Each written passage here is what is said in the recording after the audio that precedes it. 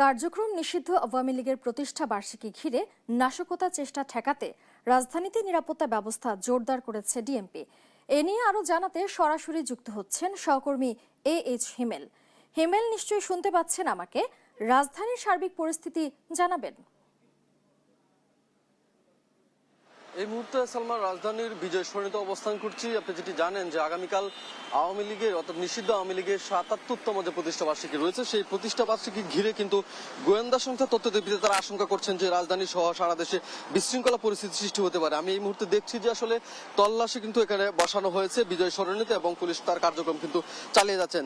আপনি জানেন যে আজ কিন্তু স্বরাষ্ট্র মন্ত্রণালয় থেকে জানানো হয়েছে যে ঢাকা সহ ৬টি জেলায় কিন্তু সেনাবাহিনী মোতায়েন করা হবে। আমরা রাজধানীর বিভিন্ন গুরুত্বপূর্ণ পয়েন্টে কিন্তু ঘুরেছি এবং সেখানে দেখেছি যে পুলিশের তৎপরতা রয়েছে। যদিও সেনাবাহিনী দেখা আমরা পাইনি, তবে সন্ধ্যার পর কিন্তু সেনাবাহিনী মোতায়েন করার কথা রয়েছে। তবে যে ৬টি জেলাকে কেন্দ্র করে প্রথমে সেনাবাহিনী মোতায়েন করা হবে, ঢাকা, চট্টগ্রাম, গোপালগঞ্জ, গাজীপুর এবং নারায়ণগঞ্জ এবং ফরিদপুর, এই ৬টি জেলায় কিন্তু প্রাথমিকভাবে সেনাবাহিনী মোতায়েন করার কথা রয়েছে, যেটি ৩০ জুন পর্যন্ত আসলে চলমান থাকবে।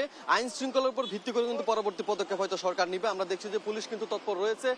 আমরা একটু পুলিশের সাথে কথা বলার চেষ্টা করব যে আসলে তল্লাশিতে আপনি একটু জানাবেন যে তল্লাশি কার্যক্রম কখন থেকে আপনারা শুরু করেছেন, কখন থেকে তল্লাশি কার্যক্রম শুরু করেছেন এবং কি অবস্থা দেখছেন, আইন শৃঙ্খলার কি অবস্থা দেখছেন?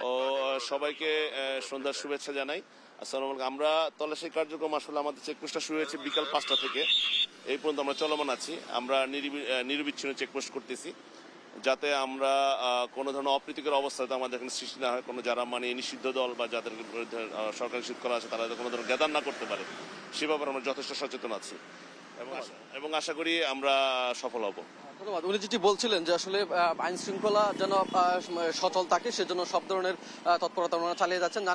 আপনি জানেন যে ঢাকায় 200টি গুরুত্বপূর্ণ স্পটে কিন্তু আইন শৃঙ্খলা মোতায়েন রয়েছে, সেনাবাহিনী সহ এবং ডিবি এবং কাউন্টার ইন্টেলিজেন্স যারা রয়েছে তারা সহ কিন্তু আসলে এই আইন শৃঙ্খলা যেন ঠিক থাকে, যেন সচল থাকে, সেই ব্যবস্থাকে কেন্দ্র করে কিন্তু তল্লাশিতে শুরু করে সব ধরনের কার্যক্রম সরকার হাতে নিচ্ছে এবং সেটা কিন্তু চলমান রয়েছে। রাজধানী বিজয় সরণি থেকে নিষিদ্ধ আওয়ামী লীগের যে তৎপরতা এবং সেটির যে সন্দেহভাজন এবং সেটির ডিবির যে আশঙ্কা করছে, সেই আশঙ্কার আইন শৃঙ্খলার এই ছিল সর্বশেষ তথ্য। সালমা।